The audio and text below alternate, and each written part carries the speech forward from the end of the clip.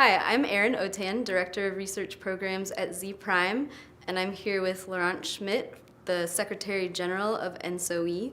We are at Grid Connects, hosted by Gridwise Alliance. Thanks for joining us today, Laurent. Thank you.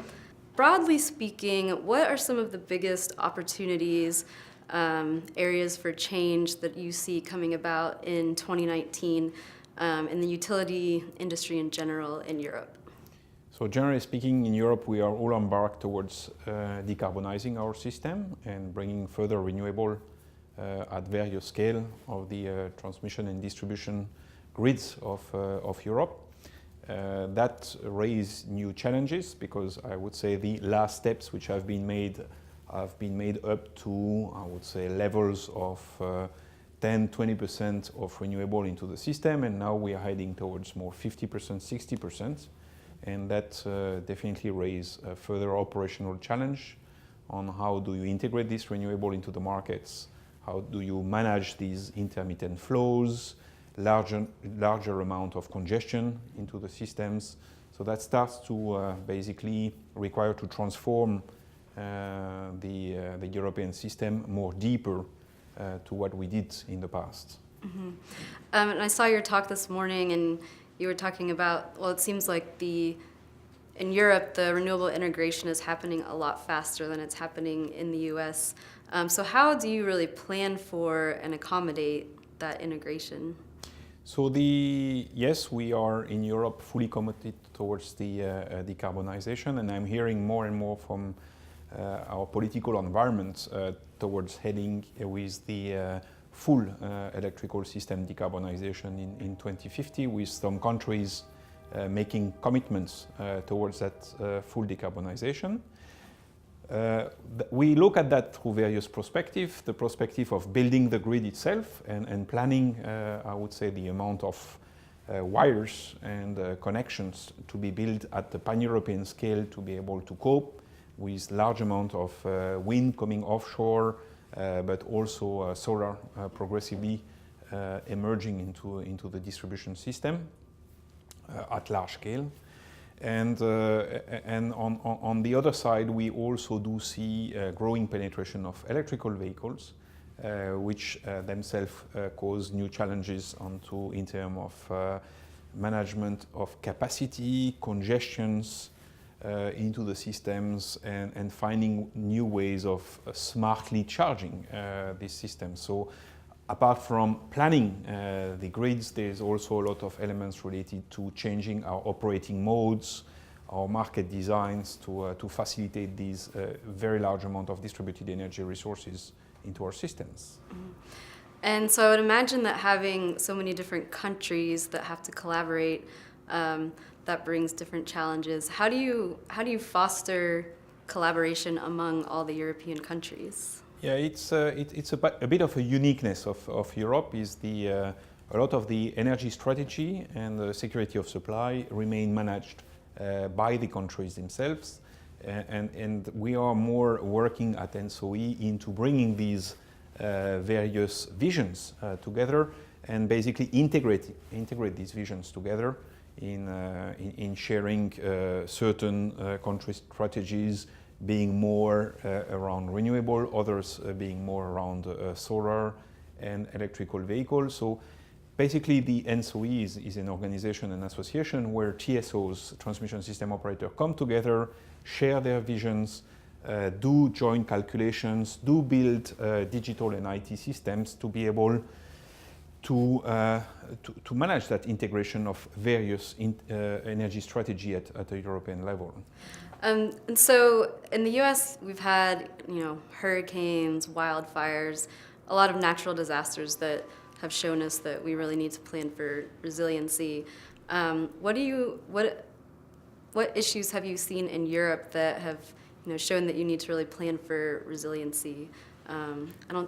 Doesn't seem like you guys have these natural disasters that we have. To a certain extent, I think our geographies are less exposed to what we learn from US, and of course we are also getting very, very concerned with what we see happening in some of your coasts in California around fires and so on. I must say that fires also do happen more frequently in Europe, in some area. I saw recently a survey which shows, for instance, that France is one of the systems the most exposed to these disasters. And we had, for instance, a very hot summer in the Nordics country this year, where Sweden being very exposed to also forest fires, and basically having the similar issues related to impact onto the power lines, and potentially having to derate usage of some of our grid elements in being able to cope with this. So, but what that does, the indirect impact of that is, I think, that raise awareness of our society around the impact of climate change. And what we are all preparing for is a future where consumers will behave and interact with the electrical systems or the energy systems in full consciousness of trying to decarbonize the usage which they have, in trying to link the charging of their electrical vehicle with the electrons and the feedings of this electricity supply upstream.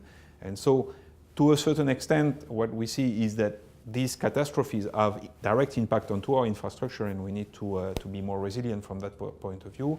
But they also do change awareness behaviors of people, and we hope that this will facilitate deployment of new strategy of integration consumers and prosumers, as what we call it in Europe, into our energy systems. And then you also said that cybersecurity is the one thing that keeps you up at night. Yeah. So what sort of strides is Europe making to combat cybersecurity issues? So we, first of all, we do have strategies which are today more managed at national level, and grid operators are usually defined as operators of strategic vital importance, and they are now more and more regulated towards tighter cybersecurity regulation. One of the challenges which we have is in Europe, basically the grid is a pan-European one, and so there is sometimes a lack of transversality of cybersecurity strategy and requirements. And what we see is that the digital grid itself does require further exchange of information horizontally between countries, and also vertically between TSOs and DSOs. And so that basically requires not only to look at security in one country silo, if I may say, or one TSO or DSO silo, but more broadly at a European level. So that's really what we are trying to look in more detail.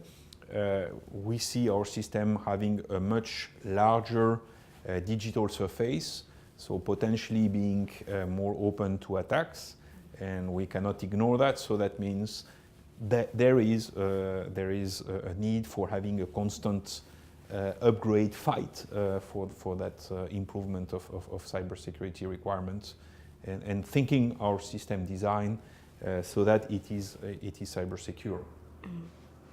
Well, it seems like there are a lot of similar challenges that you face that we face too, and so it's been really interesting hearing your perspective. So thanks for being here. Thanks for taking a few minutes to chat with us today, and hope you enjoy the rest of the event. Yeah, thank you for the invitation. I'm a true believer that there is a lot of elements which we can learn from between Europe and US, and it is very important to keep a good level of technical dialogues between our teams. Great, thank you.